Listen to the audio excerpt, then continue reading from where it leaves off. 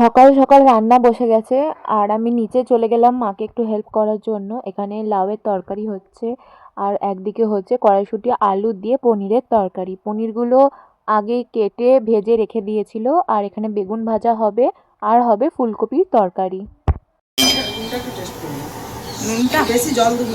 এখানে পিতলের থালা আছে, দোকানের জন্য নিয়ে যাবে। ও এগুলা কি বলে নি, এগুলো আমরা বইয়েরা এমন করে বান্ধু বেঁধে এখানে চাদর থাকে।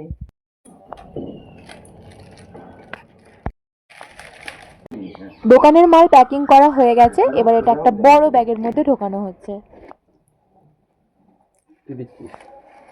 কোনটা দিলি রেখে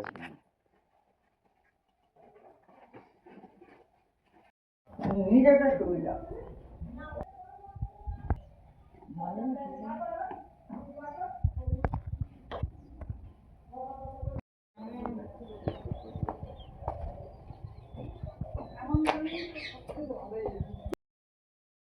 ওই যে দূরে দেখা যাচ্ছে বাপি যাচ্ছে। আমি ছোটবেলা থেকেই না, বাপি যখন কলকাতা যায় এখানে দাঁড়াতে আসি আমি আর মা।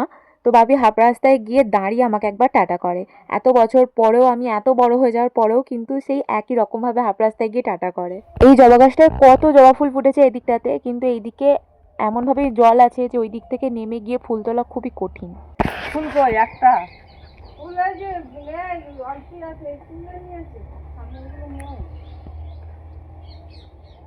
এই ভেতর দিকে একটা।